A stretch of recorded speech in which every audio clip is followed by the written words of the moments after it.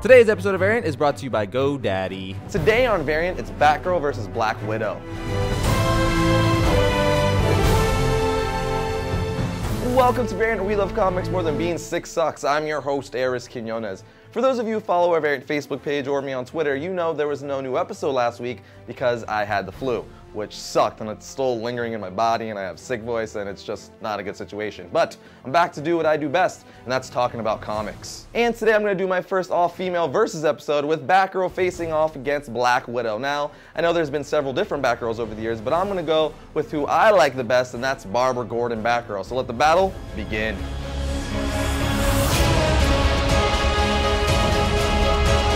Let's start where we always start, and that's getting to know a little bit of each character's backstory, starting with Batgirl. Barbara Gordon Batgirl first appeared in Detective Comics issue 359. Barbara Gordon is the daughter of Commissioner Jim Gordon, and first was introduced as a librarian who has a brown belt in judo. What's a nice little bit of info to know is she originally didn't don her version of the cape and cowl to fight crime, but to attend a police masquerade ball. While attending a costume party dressed as a female counterpart of Batman, Barbara Gordon witnesses the kidnapping of billionaire Bruce Wayne by the supervillain Killer Moth. She prevents this, and without realizing it, draws the attention of the Dark Knight. This event begins Barbara Gordon's path to crime fighting, and from here on out, she was addicted. Batman was so impressed with her detective work and fighting skills, he welcomed her to the team alongside himself and Robin. As for Black Widow, she made her first appearance in Tales of Suspense issue 52, and most commonly goes by the names Natasha Romanova or Natasha Romanoff, which is the name she goes by in the movie. Originally, she was a Russian spy for the KGB. She became their best recruit and was given the name the Black Widow. One of her assignments was to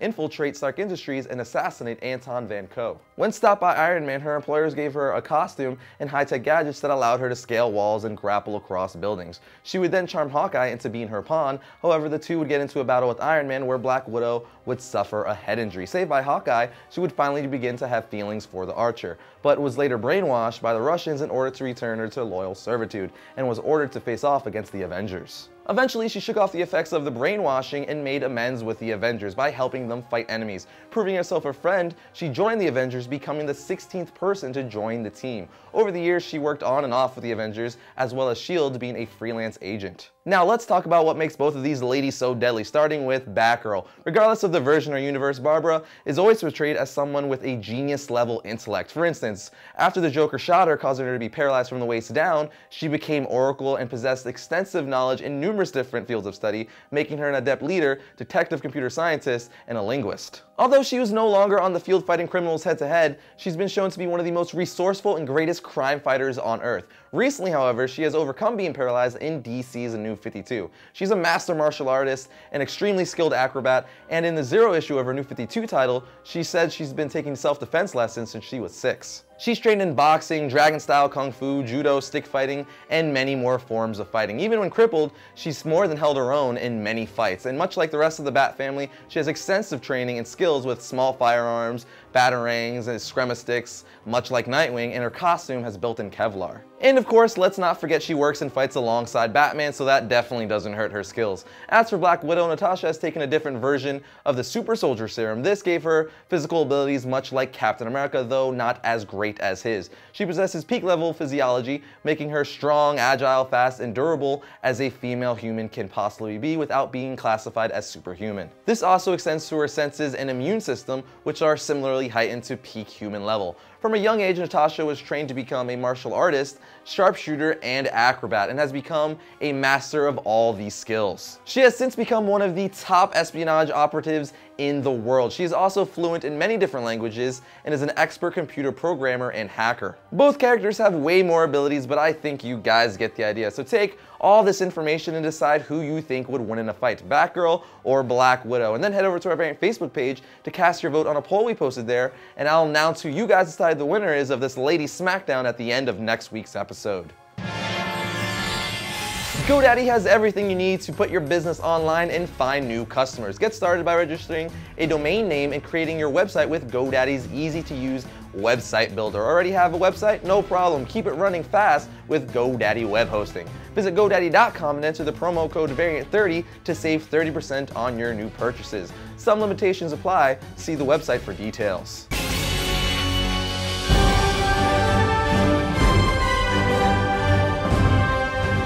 I have two pieces of news to talk about today. The first one being the Batman vs Superman movie and/or the Man of Steel sequel being delayed by 10 months. It is now going to be released May 6th of 2016. Now, initially when I first heard this, I was extremely bummed. I'm actually still extremely bummed. The official reason given for the delay in the Warner Brothers press release was that the filmmakers needed more time to realize fully their vision given the complex nature of the story. But if that's the case, I am all for it. I'd rather them take their time and us get a great Batman Superman movie rather than them rush it and us get another Green Lantern movie. Just no. No. No. Brightest day in my ass.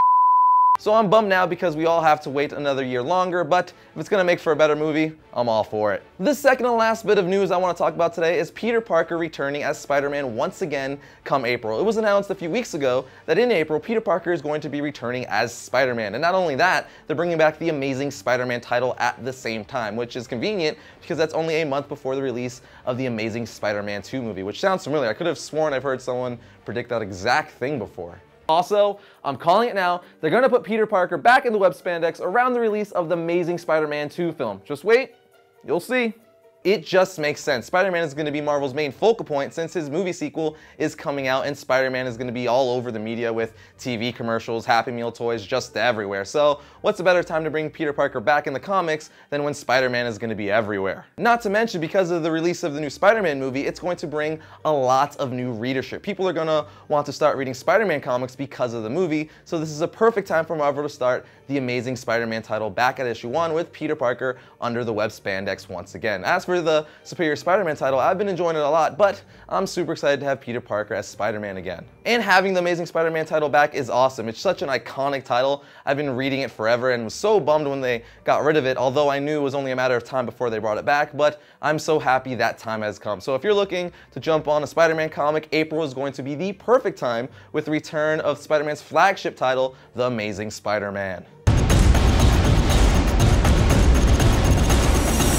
First up for Wednesday, January 22nd, we have all new X-Men issue 22. This is an all new jumping on point for people looking to jump on the title. So if you've been wanting to read a good X-Men comic, this is your chance. Now we have Justice League issue 27. With the Justice League still missing, a barely functional Cyborg will need help if he's going to take down the crime syndicate. To do that, he must find Dr. Will Magnus. Next we have Harley Quinn issue 2. Harley and guest star Poison Ivy set out to rescue a bunch of cute puppies and kitties. What could possibly go wrong? Here we have Batman Beyond Universe issue 6. In Justice League Beyond, Brainiac returns to a world more reliant on computers than ever before. Meanwhile, in Batman Beyond, Terry joins forces with an unlikely ally in his fight against a new deadly foe. And finally, we have Batman issue 27. Zero Year reaches an all-important crossroads as Batman and Jim Gordon try to turn the lights back on in Gotham City. And this issue leads directly into the final arc of Zero Year.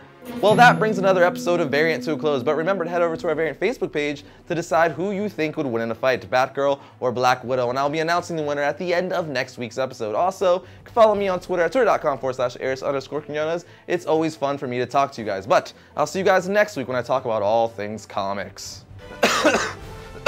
Oh, dang it. Here we go. Variant, 6 style. We should break it.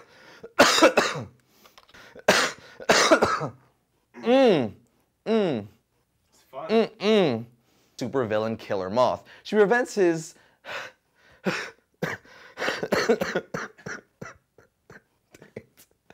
became their best recruit.